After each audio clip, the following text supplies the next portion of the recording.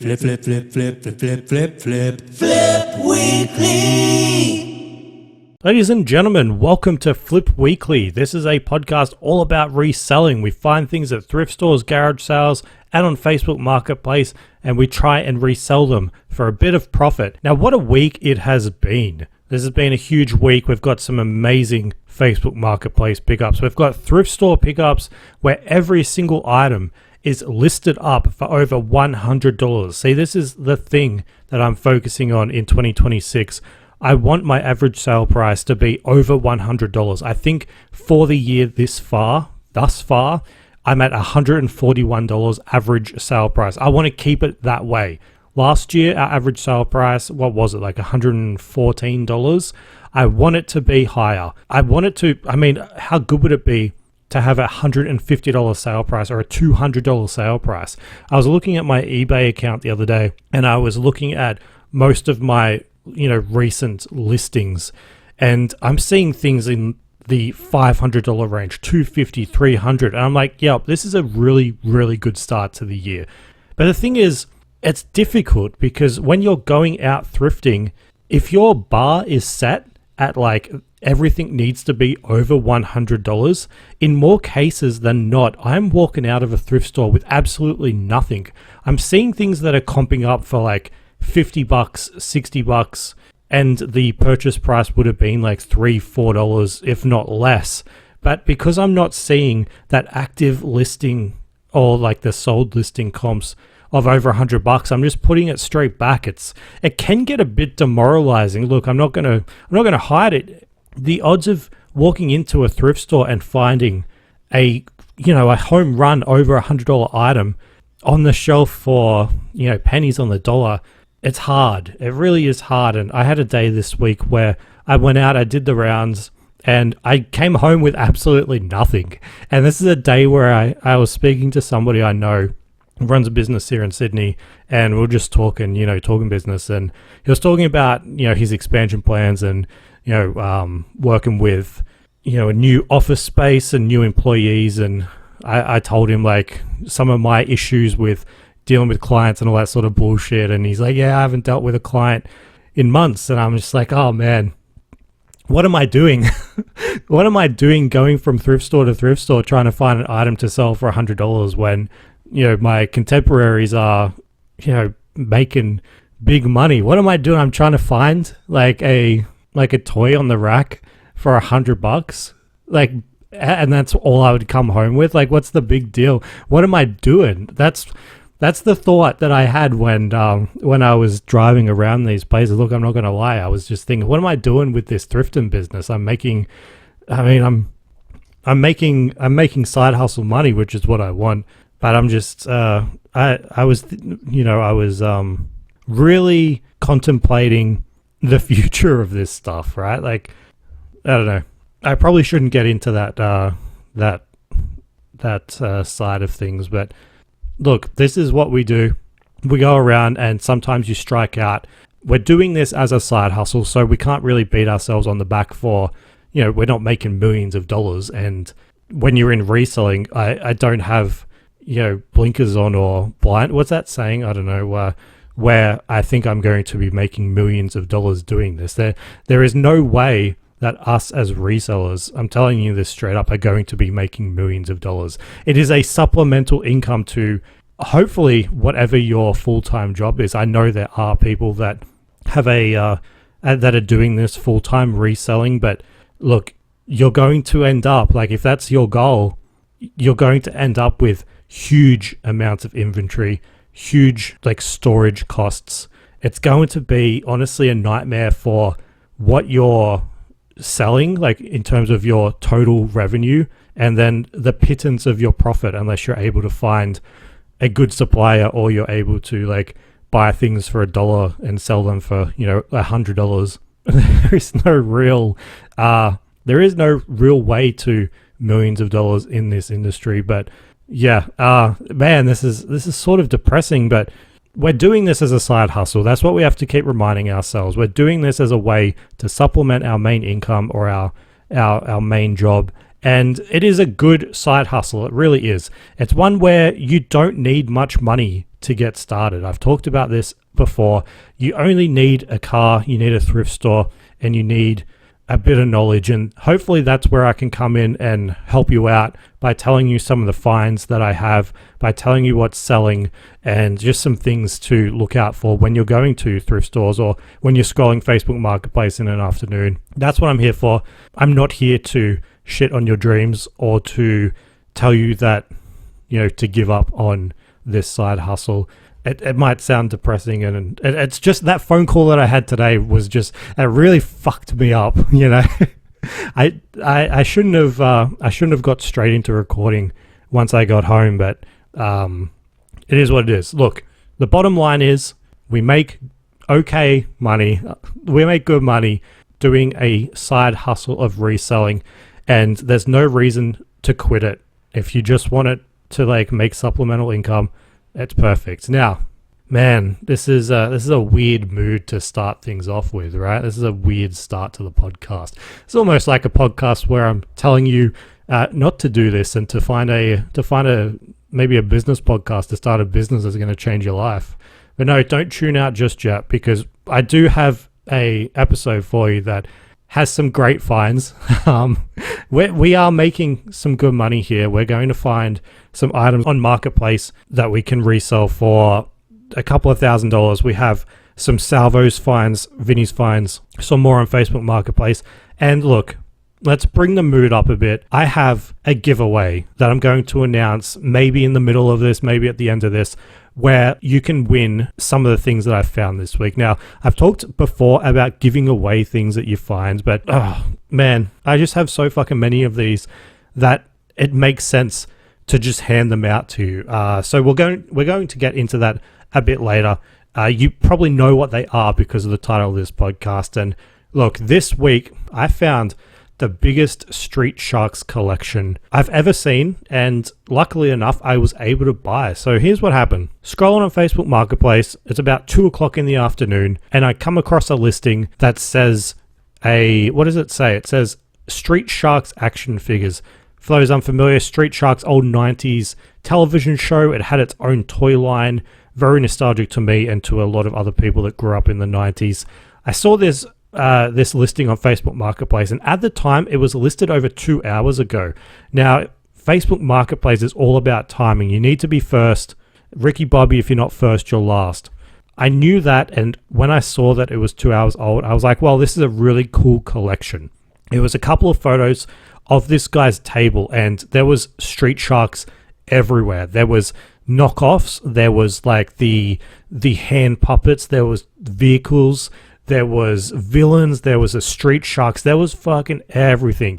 And the price on this was $1,243. It was just 1,243. It was basically as if the guy didn't set a price, he just typed in the random things, and that's what it was. No set price.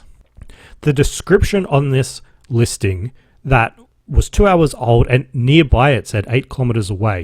It said perfect Street Sharks collection. Happy to work out a sensible price for the right buyer. Would prefer to sell all complete rather than individual. So I see this and I want to send through a message because it's most likely been taken, but I still want to tell this guy this is such a cool collection, and of course just ask if it's available. I think I've done this with Facebook Marketplace items before. When something sticks out to me and I'm not going to buy it, but I still like it, I'm one of those people that would just send a message being like, dude, cool whatever you have, cool thing, cool shit. Dude, you got some cool shit. And this is what I said to him. I sent through a message and I'm saying to him hey mate, awesome collection. I told him that he's most likely been inundated with messages, and it's because it's something you don't see every day on Facebook Marketplace. I imagine this guy was getting hounded. I asked him what type of prices that he was getting from people. Because it's been live for 2 hours, this guy would have been receiving offers from, starting at $100 and probably going up and up from there. And I was just asking, what have you seen? Is there anything you're comfortable with? Just throwing it out there, shooting your shot. And he replies back to me, "Hi mate, thanks, appreciate that. He said, to be honest, I'm not sure of the total value, but I am aware of what people are selling these individually. So I'm open to sensible offers, but would prefer to sell them all together. So he reiterates that part. Sensible offers is completely fair. It's when you're selling a collection like this, you do not want to lowball. You do not want to rip somebody off. I've always said in my marketplace deals that I will give the person what they are comfortable with. And if they're not comfortable with like a lower amount, then I'm not going to offer it, because I want both people to be happy. I want them to walk away thinking I've made a decent amount of money, and I want to walk away thinking like I'm happy that I didn't rip this person off. So I give people what they ask for, what they're comfortable with. I'm so over bargaining down these days. I'm just not going to do it. I'm not going to do it. So we have a bit of a conversation, and we're getting into talk of like collecting and what people collect. I told him that I grew up with this as a kid. He tells me that his phone is fucking blowing up. I tell him all about, my home videos where I'm a kid and I'm playing with one of the Street Sharks, and he talks about his collection of Masters of the Universe, and he says that he was buying these Street Sharks for his son, who has now grown up, because his son just loved sharks. That's how fucking cool it is, right? Not that the son loved Street Sharks, the son just loved sharks. So the father, being, I guess, a collector of, Motu action figures, has ventured into collecting Street Sharks. And he said once he started buying one, he started buying more, and then you know how collectors are, it's non-stop until they either have them all or they run out of money. So he goes on in the messages to say that the average dollar price per figure from what he can see is around $50. And that's about fair. If you jump onto Street Sharks on eBay, the average Street Sharks figure is going to be $50. The reason they're usually about that price is because that is the price for a standalone figure without the accessories or the weapons.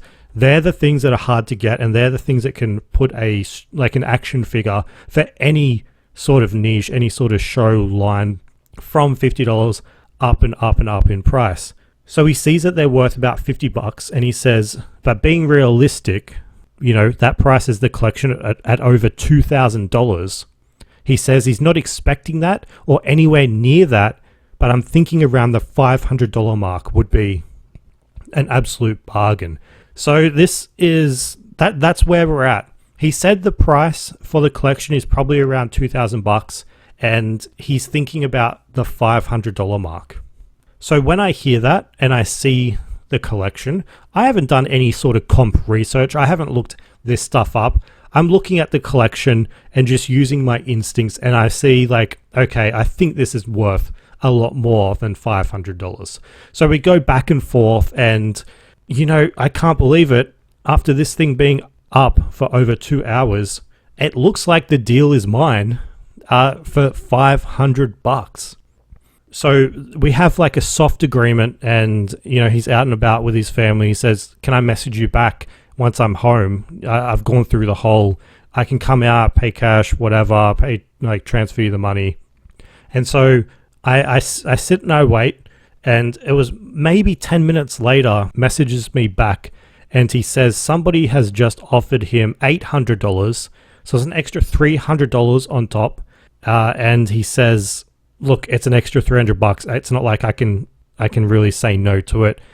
But if you can match that price, it's yours. If I can match that extra $300, so a total of $800, it's mine.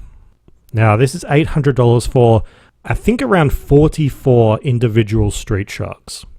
I think about it for a minute. I'm thinking, it's a lot of money. It's $800 for a bunch of action figures, and I'm trying to work out. Now, this is the part where I'm looking at the action figures just a tiny bit more, because before I didn't want to look too hard because I like the excitement of getting it back and seeing things you didn't see. So now I'm looking at the action figures just a bit more, and I'm working out, am I going to be able to get my money back from this deal? You have to take out your, 15% for eBay fees, an extra maybe 10% for shipping if you offer free shipping. So we need to work out, I need to work out if, after those fees, if there's money involved. And I'm really thinking about it. I mean, I say really thinking about it. I replied within 3 minutes, but I'm thinking, look, let's just fucking do it. $800. The hardest thing is just finding the fucking ATM machine that can spit out $800. So I say yes. I'm gonna do it. We organize a pickup time. It's about 4 p.m. in the afternoon, and I drive out there. Like I said, it's only 8 kilometers up the road, so it's not far. It takes me about 20 minutes to get there. I rock up. It's a rainy afternoon, and the guy brings out this entire storage container full of Street Sharks. Now, this isn't the first time that I've bought a huge collection like this. Not of Street Sharks, but man, the amount of times people have brought out these 50-litre storage containers to me, and they're filled with things that I have no interest in, but I still think they're cool. There's just too many. You know, the fucking Bratz dolls that was filled with like $1,000 Bratz doll, fucking Polly Pockets. Finally, a fucking storage container is coming out to me filled with something that I actually like. Like, I don't mind getting that storage container, having all that fucking garage dust go all over my fucking t-shirt. I don't mind needing to deal with like a storage container with a broken lid, like trying to get rid of it. By the way, how the fuck do you get rid of them? You can't just throw them in the bin, right? You can't throw them in your normal garbage bin. I don't think. I'm sure my Strata would have a strongly worded letter delivered to me. So I don't mind that because I'm getting some really cool stuff. A fucking 50-litre storage container filled with Street Sharks. And I get out there. Dude's a really nice person. We have a nice conversation about collecting, about growing up with all different toys. Just a really nice guy, and he was very happy with $800, and I was very happy collecting this stuff. And I knew a tiny bit about it, so I could fill him in on, like, you know, the cup toppers, the Street Sharks Pizza Hut cup toppers released only in Australia. 3 of them were released, very hard to get, blah, blah, blah. So I was able to talk a bit about that and just, have a nice conversation. So that's it. I brought them home. They were in his garage for the better part of, years, right? They were pretty dirty. So the next part of the reselling journey is fucking the worst aspect of reselling. It's taking it home. It's cleaning them up. It's identifying them. It's comping them, listing them, photographing them, like all the stuff that is not fun at all. You know, it's a lot to do. It's the boring part of the job, but it needs to be done. I think, though, the fun part of all of those tasks is identifying them, because that's when you can see if a figure is complete. You can see if this one's worth a bit more. You start to see, like, oh shit, like this comes up for a lot. That you like, this is the only one. So it can get a bit exciting, but generally it's the monotonous part of the job. Especially, I just talked about the Polly Pockets and the Bratz dolls. They are a fucking pain in the ass compared to Street Sharks. Look, because these Street Sharks, they're just like a single action figure, and they may have an accessory or two. The Bratz dolls, they have like endless amounts of shoes and handbags. You're Google lensing individual shoes trying to work out who they belong to. It's a nightmare. The Polly Pockets are even worse because the dolls are so small that my fucking fat fucking fingers can't hold them up properly. It's a nightmare, man. So at the same time, I'm like, it's Polly Pocket. Like, this isn't fun for me. So this is Street Sharks. This is cool. So I get all of that done. It takes me the rest of the afternoon, after I stop talking to people saying, like, look what I got, look at this. And their response is, oh, okay, yeah, that's cool. How much did you pay for it? Oh, I paid up for it. I think that's what I said. I don't think I told anyone the amount because, that's the other thing. You ever tell people, like, you're going out to get a deal, and their response is like, oh, you're a hoarder now, or you must be running out of room. That's one thing I hate hearing back. It's like, stuff goes, right? And it's all like catalog and put away. It's not just piles and piles in my home. Something that bugs me. But anyway, all that's done. And then it's time to identify all of these items, it's time to list them up. So I'm going to go through what there actually was and what their values were. And then later on in the podcast, I'm going to tell you exactly how you can win some of these, okay? So the very first action figures that I pull out of this lot, there's 8 of them, and they actually don't belong to the Street Sharks line. They're sort of an adjacent line called Extreme Dinosaurs. They look just like Street Sharks, but instead of sharks, they're dinosaurs. Now, some of these had accessories, and the accessories are what collectors are always hunting for. So they increase the price just a bit. I went through the values on all of them, and I worked out that of the 8, there's probably 3 listings here. So that would be a listing of 6 bundled together with a couple of accessories. Then there's 2 that are listed by themselves.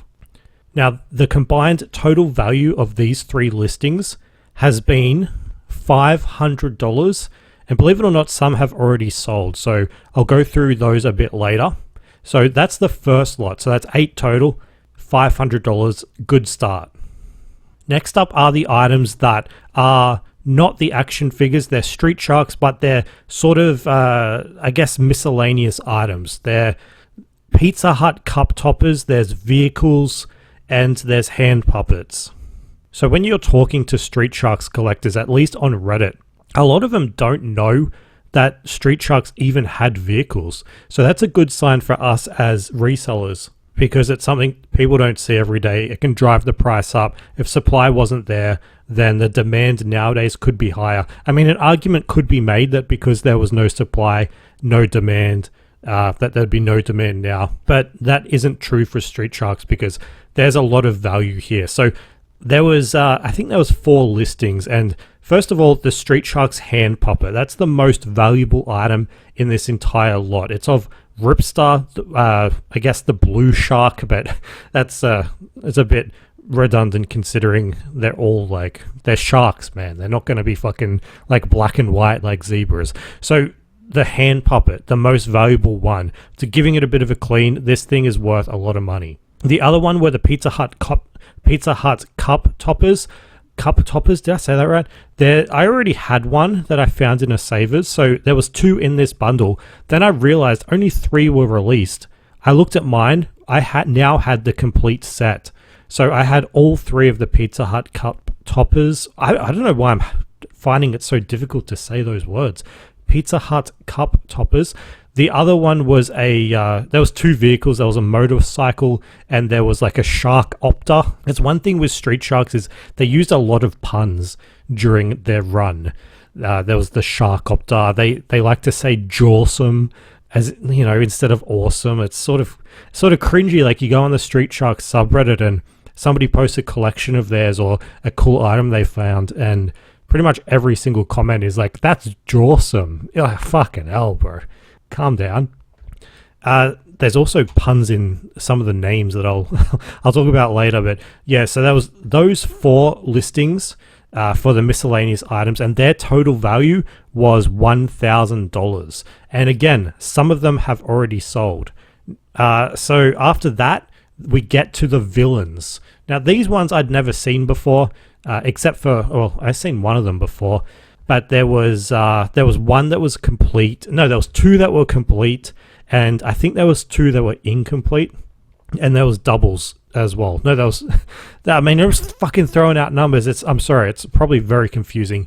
What you want to know is the value of these. But before I tell you the value, I said there was puns. They've named one of these figures. I mean, it's a calamari, but they've named it because he's a villain, Killamari. And of course, there's Slopster, which I've found before in a Savers. And yeah, there were 6 in total. The total value of those 6 was $460. So again, it's all adding up, right? So we're going to go from those make-believe bad guys, the villains, to the real bad guys, which were the bootlegs. There were a total of 4 bootleg figures in this bundle, and they look exactly like Street Sharks, except they're a bit smaller. They're probably half the size of Street Sharks, but they look very much exactly like it. Like, this company was flirting with Street Sharks IP. I mean, who made Street Sharks? Was it Mattel? They were fucking they were walking a very thin line with, having their asses handed to them by Mattel. Because if you go to the Flip Weekly newsletter and you check out what they look like, I mean, they look exactly the same. But then again, they are just sharks, right?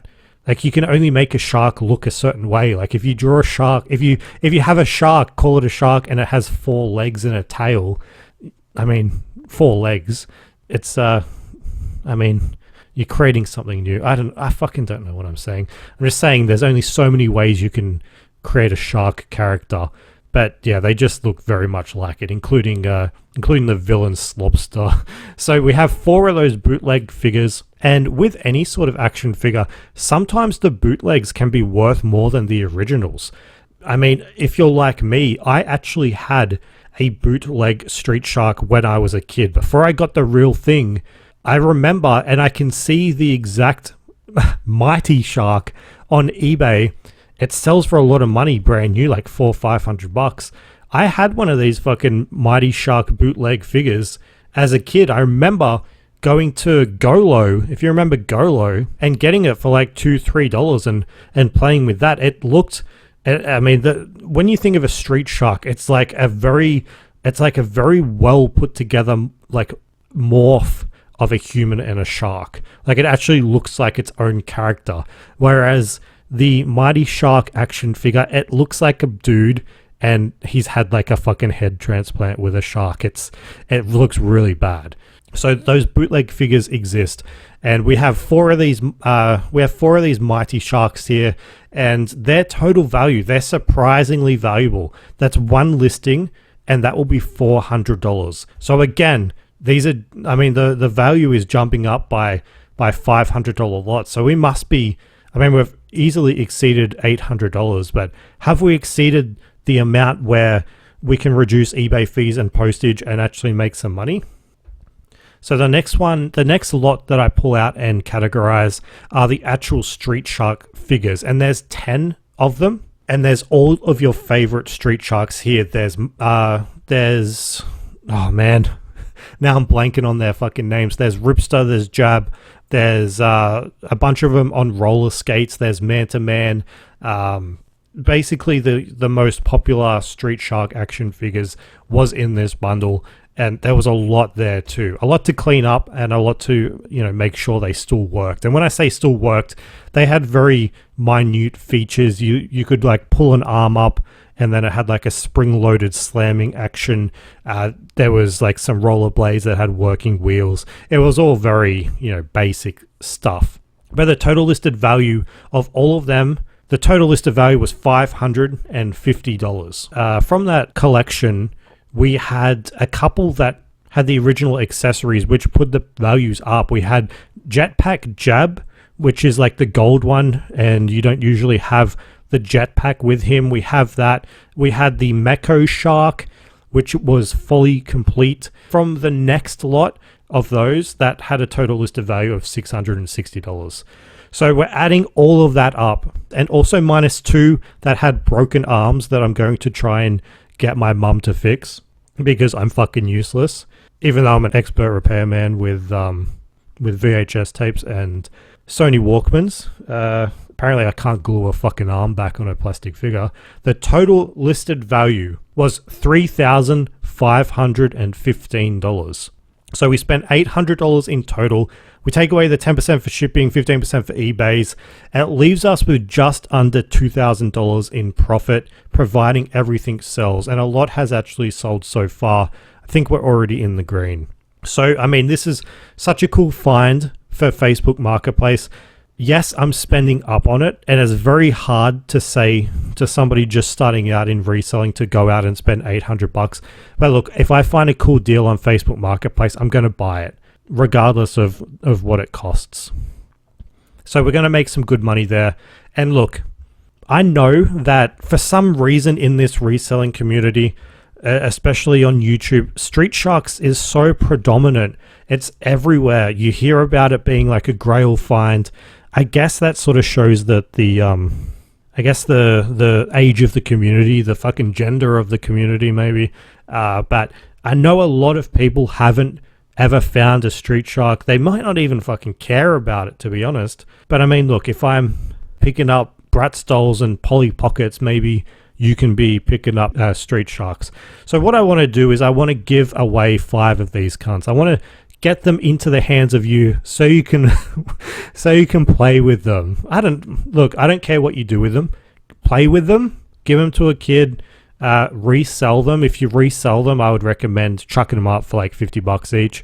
But I'm giving away 5. Now, the way that you can enter to win these, look, I'm not going to do a like jump onto Instagram and like a photo. I'm not going to say write in or leave a comment begging for a Street Shark or complimenting the podcast or rating and reviewing. The only thing you need to do is be subscribed to the Flip Weekly newsletter. And look, a lot of people that listen to the podcast have come from the newsletter. I mean, where else is the promotion coming from?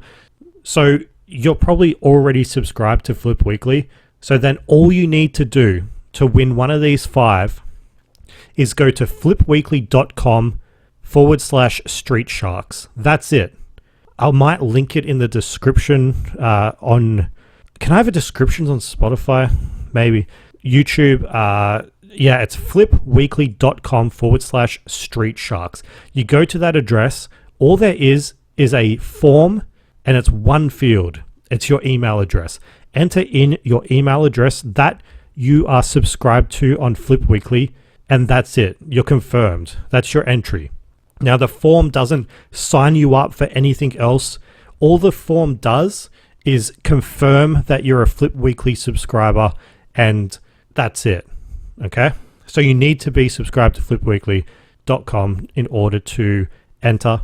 It's sort of like, it sounds bad, but it's sort of like a competition just for, people that take the time to read the newsletter as a way of giving back. I'll do one exclusively for the podcast, I guess, but eventually. But yeah, that's it. Go to flipweekly.com/Street Sharks, enter your email address that you're subscribed to the newsletter, and one of the 5 will be yours. You can see the photos of the Street Sharks on the newsletter too. I might chuck something up on social media so you can see it. But look, if people are just like Instagram viewers, they can't enter, right? So it's just the readers of flipweekly.com. Your chances of winning are high. I'll ship them out next week. The competition closes. The giveaway closes next Thursday. I'll announce the winners next Thursday in the newsletter and on the podcast. And yeah, dude, I'll ship them out anywhere. If you're in Australia, New Zealand, America. No, actually not America, sorry. Anywhere but America, I'll ship these out. And the values, if you're going to resell them, just put them up for $50 and they'll sell eventually. All right, now that we've gotten through Street Sharks, let's talk about some of the items that we've found this week in thrift stores. So I went to, Savers over the week and found something laying on the ground that I thought, this caught my eye. This looked cool. It was just a backpack, but on the backpack was like this weird sort of print and logo that didn't make sense. And the reason it didn't make sense was because it was an unusual collaboration. I'm about to tell you why collaborations can make you a lot of money, and they've made me a lot of money in the past before. You might remember the collaboration that Dusk, the candle store, had with Streets, the ice cream maker. 2 things that don't really belong together, but they had this collab and they created a chocolate paddle pop flavored candle, not to eat, to smell, along with like a whole other like ice cream flavored candles. And those candles to this day sell for between $100 and $150 on eBay. So collaborations are really, really strong in the resale game. And this collaboration, man, it's unusual. It's so unusual. It was Disney Pixar Toy Story. It had a Woody print all over it, but it was a backpack from the brand Vans. Now, when I think of Vans, I don't think Disney Pixar, right? What I'm reminded of are the emos from high school, rocking those, the checkered Vans and the side swished Fringe, right? Listening to some of the bands back then, listening to My Chemical Romance and The Used on their iPod, and maybe a skateboard under their arm. Now, it's important that you don't confuse them with the goths. The goths and the emos, two different groups. What were the goths listening to? See, they're two different groups. The goths, Bullet for My Valentine. That's a band that I haven't thought about in a while. Marilyn Manson. Would you say Marilyn Manson is more emo or goth? I would say they're goths. Yeah, I would definitely say goths. Anyway, Vans, when I think of Vans, I think of emos. Definitely not goths. I think of emos. So it's a weird collaboration, right? So it's a Disney Pixar Toy Story Vans collaboration backpack, just sitting on the ground in the Vinnies, tucked under a shelf. I pull it out, take a look. It's in great condition. It looks fine. It looks perfect. And I look it up, and it's worth a lot of money. It's worth a lot of money. It's only priced at $12. It has a sell-through rate that's quite high, and there's very few available here in Australia. I've put it up on eBay. It already has 3 people watching it, which it's really good considering the fact that it's priced up, and I mean, it's not a thing here in Australia. But here's the other thing. I was thinking like Woody isn't a goth. Woody isn't an emo. Woody isn't somebody you would expect to see wearing Vans. So why do they collab, right? But here's the thing. I wrote a list. And the list is 3 reasons why Woody is emo, and why this collaboration sort of does work. And look, number 1, Woody, he's sporting a tattoo of the person he loves. That is so fucking emo. Number 2 is he tried to end his friend's life. What is more emotional than trying to kill somebody that you love, right? That's the crux of every emo song. And number 3, he is constantly angry at the world, man. Woody is like such a whiny little bitch. I haven't seen all the movies. I've seen 1, 2, and I saw 3. I haven't seen number 4. I know that the 5th one is coming out soon, where they talk about, where Woody probably whines about technology, but Woody is definitely emo. He just doesn't. He just doesn't have the side fringe and the mascara on. Maybe closeted emo. Yeah, I will say Woody is a closeted emo. But this backpack, I paid $12 for it. Looking at the comps, man, the comps for this collab, if you can find some of the more desirable pieces, the sold comps, man, they made shoes, they made backpacks, they made hats, all different types of merchandise, all different types of print. The one that seems the most popular is like this all-over print backpack of the aliens from the original Toy Story. And I'm looking at a comp right now of a Toy Story Alien Vans backpack that sold for $385. And that isn't a one-off too. There are multiple sold comps, and they're all in that sort of range. I mean, this is high, but it's not really an outlier, because there's one that sold for $209. They're all selling for hundreds and hundreds of dollars. So this collab, man, it means money. But what about the Vans Woody collab? And I'm looking at a comp, $172 in the US. And usually when I see these, I'm like, are people really buying this?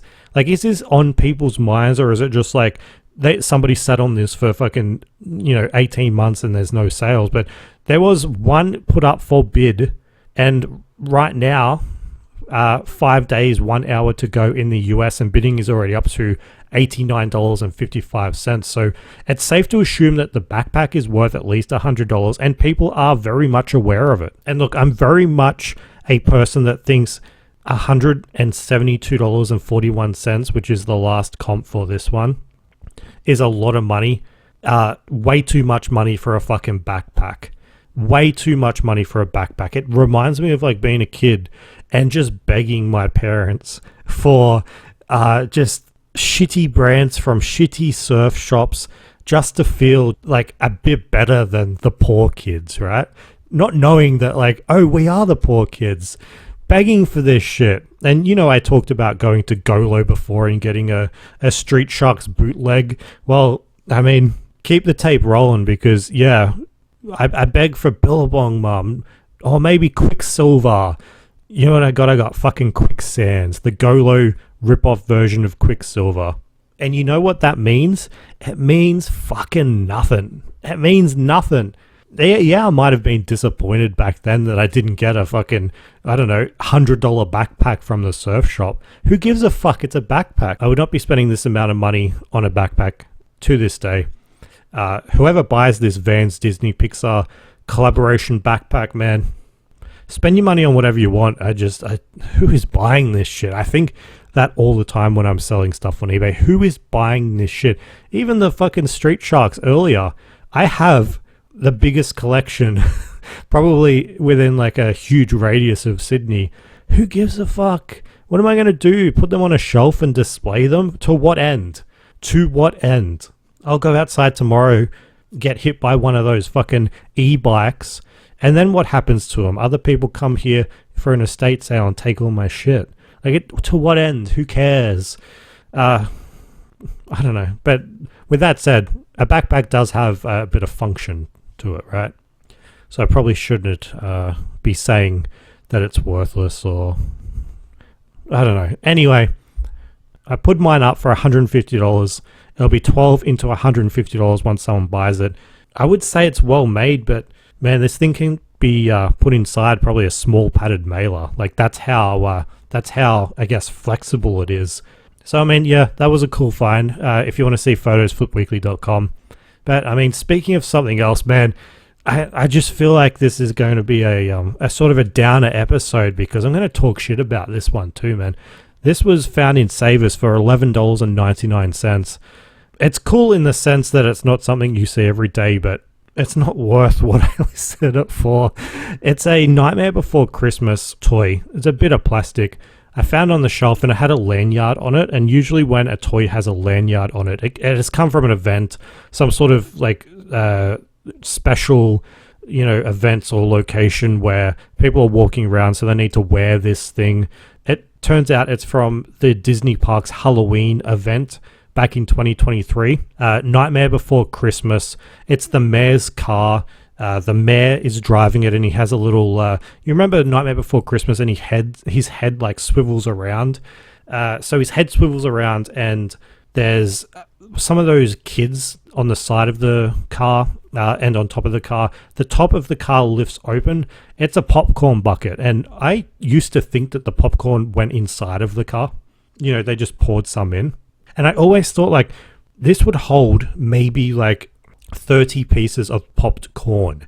But no, from my understanding, a popcorn cardboard box gets put into it, and then you eat out of it that way, which makes sense because all of them that I've found have been quite clean. Like every time I open them up, I'm like, is there a buttery smell?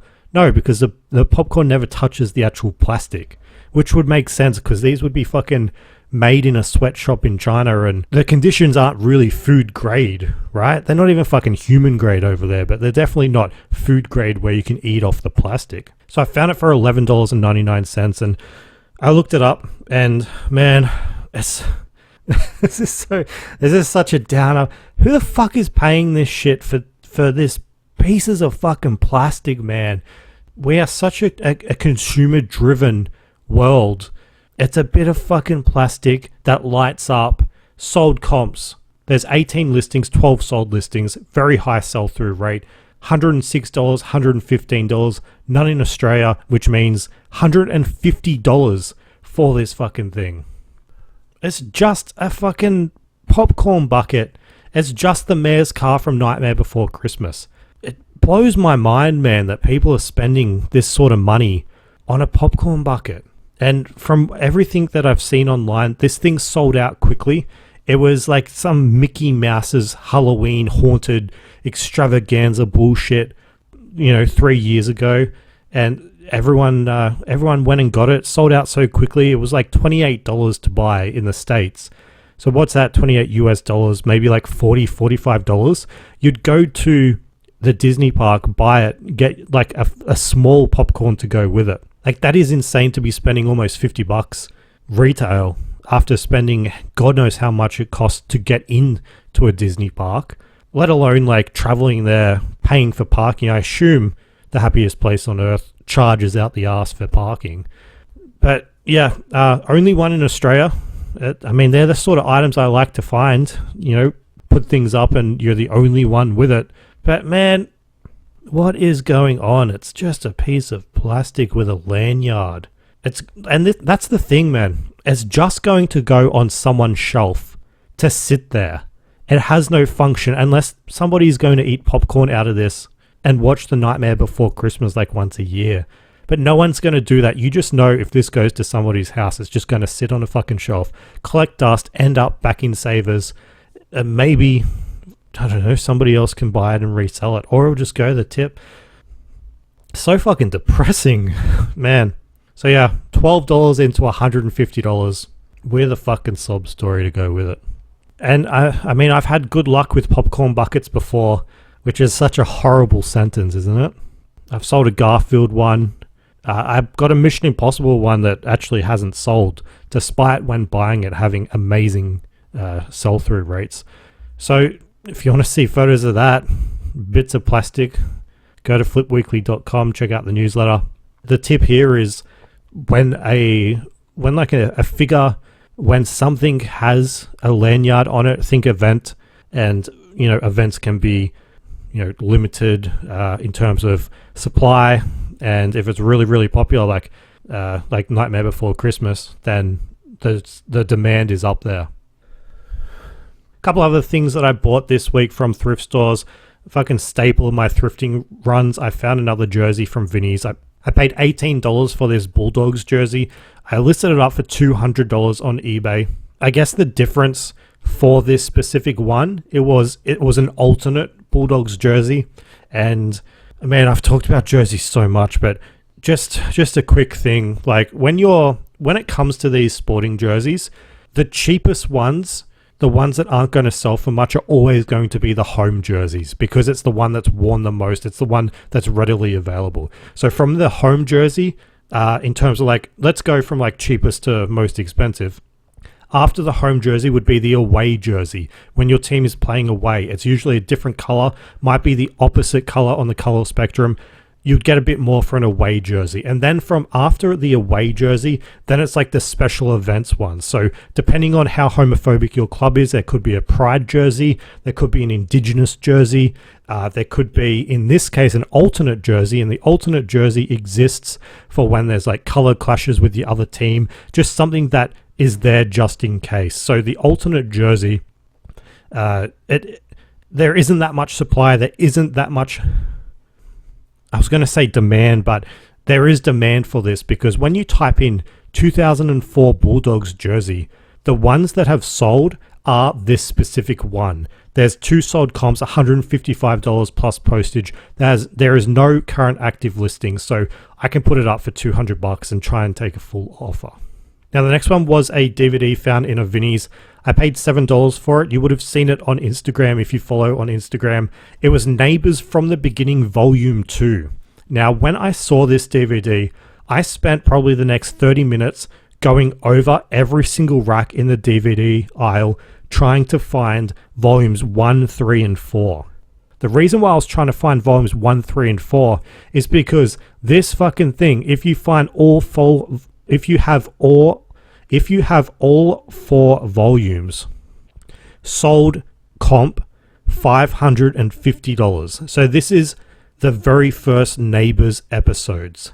I was only able to find volume 2.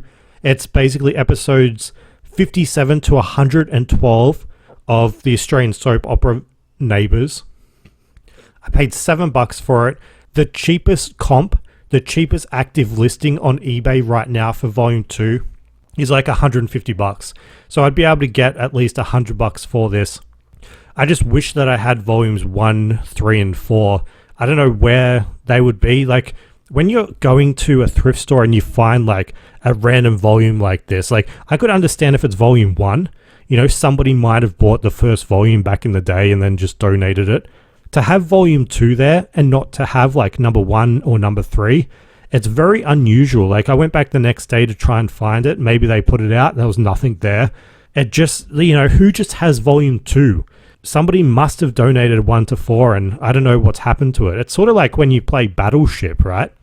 You can go forwards, you can go backwards, left or right.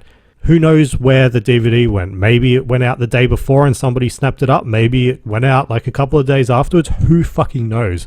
But Neighbours on DVD, this Neighbours from the beginning is worth a lot of money. There's like volume 3 has sold for $217. So man, I'm hoping to get maybe $100 for it. I haven't listed it up yet, but yeah, $100 for this Neighbours DVD.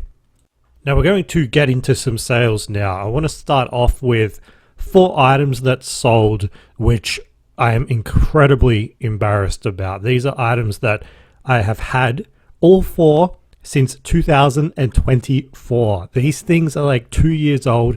For some reason, don't ask me why, when I was doing my massive cull at the beginning of... Man, when did I do my cull? It must have been towards the end of 2025. I don't know why I kept them. There is an item here that sold for $15. I don't know why I kept a $15 item. It is a book.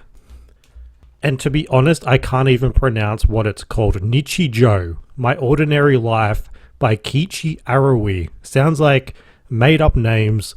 I think it's an anime book, a manga book. It sold for $14.99 plus postage. And I don't know why it was kept. Maybe because the book storage container is always like the heaviest and I just didn't want to fuck with it.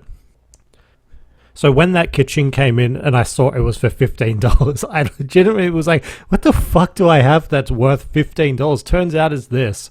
Don't know what it's about, but I don't know what I was thinking when I picked it up. It was April 30th, 2024 that I first listed it for sale on eBay. I don't even remember how much I paid for it. It wouldn't have been much, but this is, I guess this is what it's like to be one of those resellers that tries to buy things for like $3 and then aims for like a $15 sale price. I legitimately don't know how, if we would have made money, like, okay, the postage was $8.36. I'm sure it would have cost more than that when I sent this out, but let's take a look at how this money breaks down, because I don't know how people are making money selling items for this price. So the subtotal was $14.24, postage was $9.81, and the order total was $24.05, right? And then we get rid of all of eBay's fees and we end up earning $18.42. I would have paid what, $8 to $10 in postage? Let's just say $10, because that would include like the padded mailer that I sent it off in. $10. That leaves me with $8 order earnings. And then how much did I buy this book for? Let's say $3. That leaves me with $5 profit. We are making dollars. Like $5. That's not, that's insane. That's less than what I tipped the DoorDash dude like 15 minutes ago. How are people making any money doing that? You'd have to be a volume-based seller, and man, I couldn't imagine being a volume-based seller with books, because these things are so fucking heavy, and I couldn't imagine having like storage containers filled with just book after book. Like, no thank you. So that was the first one out the door. I made probably $5. Big fucking money here. The next thing that was a 2024 pickup was a Shopkins doll, brand new and sealed. Shoppy's doll poly polish with 2 exclusive Shopkins. I don't know, Shopkins, it's a doll, has funny hair. Picked it up in February 2024. It may have been one of the first things I ever picked up. It included postage, so at least we're making a bit more money. Sold for $37.95. And man, if I get towards the end of the year and my average sale price is less than what it was last year, I'm going to blame these fucking things, eh? So once eBay took their fees, our order earnings were $43. Okay, that's all right. You know, after posting that out, I always just assume $10 for all post. We would have made like $30, maybe $25 after I paid for it. So, I mean, that's okay.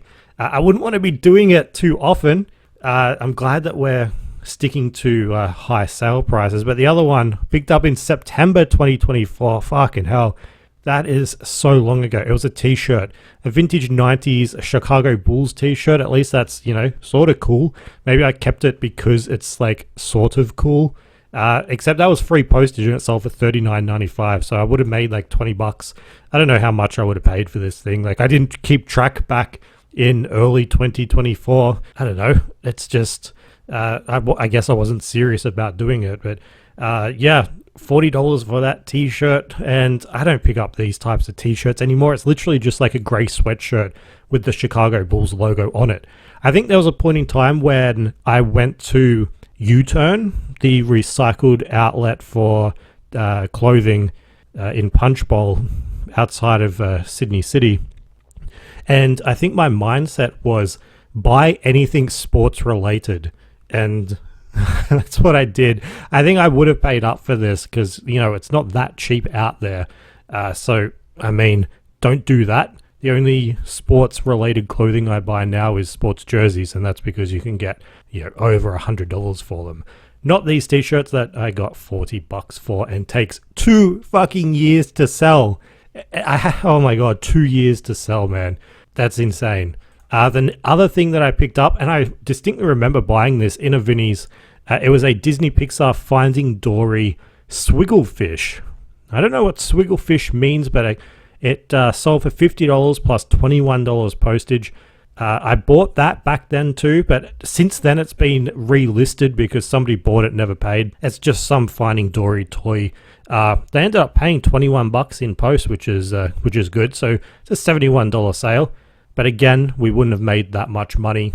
I'm just glad that everything that we're buying now has a higher sale price so that we don't have to deal with the excitement of the ka-ching and then seeing it's a $15 book. If this is your business model, I don't know how you do it. And I'm not shitting on you to say like what you're doing is wrong. You are making money, dollars. You are making dollars, yes.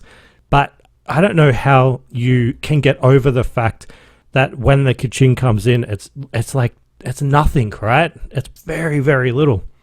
That's why average sale price is so important, and that's why everything that we're about to sell, or everything I'm about to tell you that sold, is for a bit more, because we want to be excited when that thing goes off. So, the first sale, it was because... was it because? Yes, it was because. It was because I am the #1 collector of Polly Pockets in Australia. Being that collector has its benefits, and exhibit #1 is this sale. I knew what this is because I had a loose one in a Polly Pocket collection. I went into a Vinnie's and I saw on their little table of toys just before Christmas? I think it was just before Christmas. They were stacking up all their toys on a little table. It was a Fairy Winkles playset, complete. Well, not complete. It was. It had most of the things inside of its box. This thing is from 1993. It's a little plastic toy. It's shaped like a grandfather clock, but it might be maybe 20 centimeters tall. The front of the clock opens up, and inside of it are little doll action figures. The entire thing behind this toy is that. They're all fairies, and fairies hide in like the strangest places. One of the places, I guess, is inside of this clock. So it had all these little toys that the fairy can play with, like a little bassinet, a teddy bear. And when I was in Vinnie's, I opened the box. First of all, I would have just bought the box because people buy boxes when they're collectors. And the box was in great shape. You can see the photos on Flip Weekly newsletter. And I opened it up and I looked inside of it and I could see the original toys. Now, the one that I found inside of my Polly Pocket collection, it had only like 3 or 4 accessories. So this one had a lot more. I brought it home and I got up the original image where it's complete, and I started looking to see if this one was complete. It was missing like one little teddy bear action figure. And I thought, well, let's take a look at the loose one that I have. Can I complete this set by bringing the teddy bear over? And I could. So I could now remove one teddy from the loose one, chuck it in this, say it's complete in box, and I can list it up, and it has gone on to sell for $150. I paid $4, sold for $150. So, being a Polly Pocket buyer has its benefits because I knew to pick that up. and we got like over $100 worth of profit from that buy. Now the next sale, it was a nice little cash injection off Facebook Marketplace. A guy was coming around to pick up multiple Pokemon games. You remember I spent $800 on a collection not, what was it, maybe 2 weeks ago? I met up with this guy and he was selling off his entire like old school handheld console Pokemon collection plus the consoles. And yeah, I paid $800 for it. What we have that has sold: Pokemon Ruby, $120. Pokemon Sapphire, $120. Pokemon Pearl, $60, all to the one buyer. So that guy rocked up and he did something that always makes me a bit nervous. He said, "Can I test these out?" And you know, I've walked out to his car and I'm, yeah, sure. And I don't know why. It's just that fear of, you know, you have tested the item and you know they're in good condition, but just having somebody else test them out in front of you is just nerve-wracking for some reason, because you don't want them to think that you're a liar. And so as he's testing these out, he's telling me like, "Oh yeah, my DS sometimes mucks up." And I'm thinking like, oh, they mustn't be working for him. He pulls out a second DS and he's testing them out, and he's like, "Just give me a second." And he pulls out his phone and he's typing something onto Google or whatever. I don't know what he's doing, asking it what to do if it doesn't work. And I was probably out there for like a solid 5 minutes, and 5 minutes is a decent time when you're doing a Facebook Marketplace. When somebody's coming to pick up a Facebook Marketplace deal. So I'm just standing on the side of the road like I'm selling some ass, and this guy's testing these games out, and eventually, you know, they all work. That's just how some old games are, and yeah, got paid for that. That was like I said, nice cash injection, and we've easily made our money back from that Pokemon deal.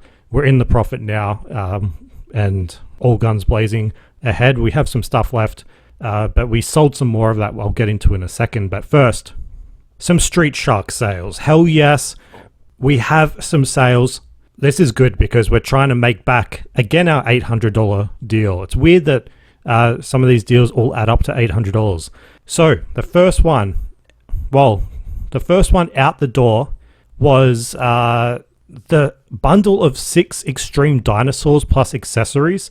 That sold for $200, and that was off to China. Now, every single Street Shark or extreme dinosaur that sold this week was overseas, except for, you know, it's not going to America.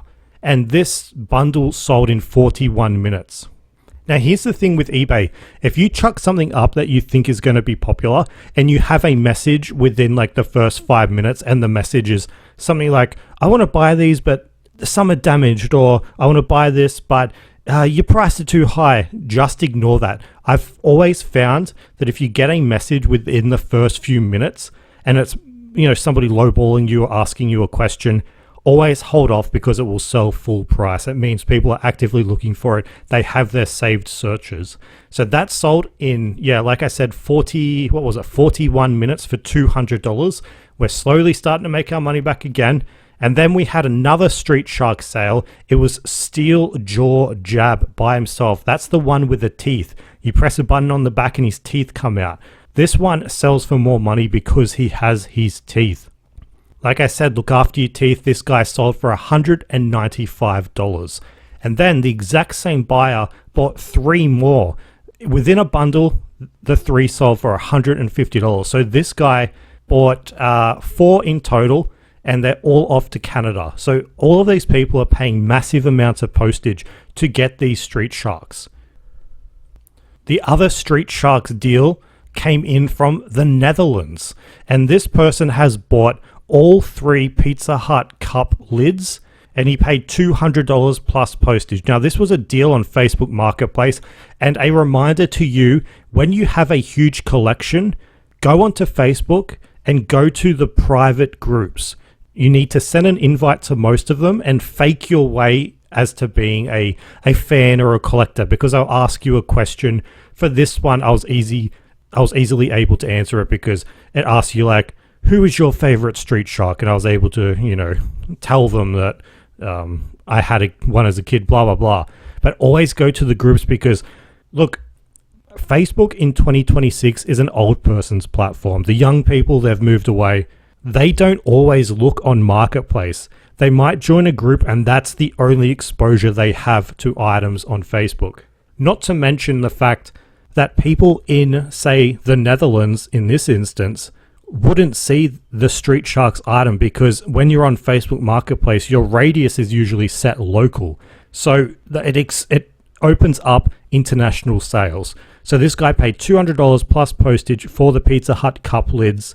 And look, we've made, how much is that? Add it up for me. We've made a lot of money back already, and it's only been a couple of days. Now, going back to that Facebook Marketplace deal where I bought all of the guy's Pokemon games and his consoles, we have the PS Vita selling. That sold on Marketplace for $270. These PS Vitas are hard to come by. When you have them, they sell quickly. I think this one, it's been like close to, maybe 30 days. This one took a while to sell because I had it on Marketplace for $300 and eBay for $400. This is at the very, very top. And the reason I put it at the very, very top of pricing was just because the supply of this PS Vita, it's non-existent in Australia. It's so hard to get. So I sold that on Marketplace for $270. That was on a best offer. And I also sold an item the guy gave to me for free because he said it was beat up and not working. That was a 3DS console. I don't know what it is about video game people or, just people in general. They think something's broken. I got it. I looked at it. I thought, well, this is it's in decent nick. I bought a new battery for it thinking that was the problem. And the battery that cost like $19 worked. It made it work, man. So it sold for $250 on eBay. And he gave it to me for free. Like, what the fuck? So as you can see, we are making a lot of money this week, and it doesn't stop there. The Bulldogs jersey that I picked up in Vinny's for $18 also sold. I didn't hold off for that full price offer. An offer came in for $169.95, and I was like, you know what? I want that money. So I accepted it. $170, and that was off. So we're making over, $130, $140 in profit just from that. And when you think about it, man, think of all the other resellers that you're watching on social media. They find an item and it's 15 into 20 or fucking 25 into 40. And they have an item that might be like, we're going to sell this for $100. And it's their primary item for the week. It's their best find. Man, we're devoting what's this been, 30 seconds? And we're turning $18 into $170. This is just... we're on a fucking another level, aren't we? Anyway, we have another one that sold today. It was from the video game bundle, sold on Marketplace. I was out and about, and this guy said, can I buy the Pokemon White version 2 Nintendo DS game? He said that this morning. I was like, look, I'm not going to be home, but I can put it in my magic freezer. If you want to leave the money in there, that would be great. And he did. I came home, opened up my magic freezer. Pokemon game turned into $120 in cash. Fuck yes. So that is the majority of the sales for this week. If you want to see more, if you want to see the photos, go to flipweekly.com, check out the newsletter. And look, do not forget to enter to win one of 5 Street Sharks. There will be 5 winners. This isn't one person getting all 5 Street Sharks. There's going to be 5 winners. That means 5 lots of posts for me, 5 times the cost, but it means more winners, more people getting a Street Shark, being able to handle a Street Shark, resell a Street Shark, whatever the fuck you want. So to do that, remember, you need to be subscribed to flipweekly.com and then go to flipweekly.com/Street Sharks. Now, I know there's some people that aren't that bright out there. A // is just the regular slash where the slash is leaning forwards. It's not a backslash, it's a // flipweekly.com/Street Sharks. Enter in the email that you registered flipweekly.com for, and I will announce next week who won a Street Shark. And just quickly, the 5 that you can win, there's Rocks, Pool Shark, Ripstart, Turbo Jab, Super Slamoo, and Streaks. All of these can be resold on eBay for about $50. So it's worth entering. It's worth chucking your email address in there. Look, even if you don't want to be subscribed to the newsletter, just fucking do it and then win a Street Shark. You know, how many people are going to do it? We're not Joe Rogan. We don't have 1 million people. You have a high chance of winning one of these things. Anyway, that's all I've got for you this week. I'm off to watch some tennis at the Australian Open. I hope that you have an amazing week. If you're going to garage sales, let me know if you find anything cool. You can always shoot me through an email at matt@flipweekly.com. Follow me on social media. We're only a few people away from hitting 10,000 followers on Instagram, which is really cool. Follow us there. If you're listening on Spotify, please rate the podcast. If you're listening to YouTube, leave a comment, leave a like, leave a subscribe, and I'll see you again next week. Thank you for listening. Flip, flip, flip, flip, flip, flip, flip, flip. Flip Weekly.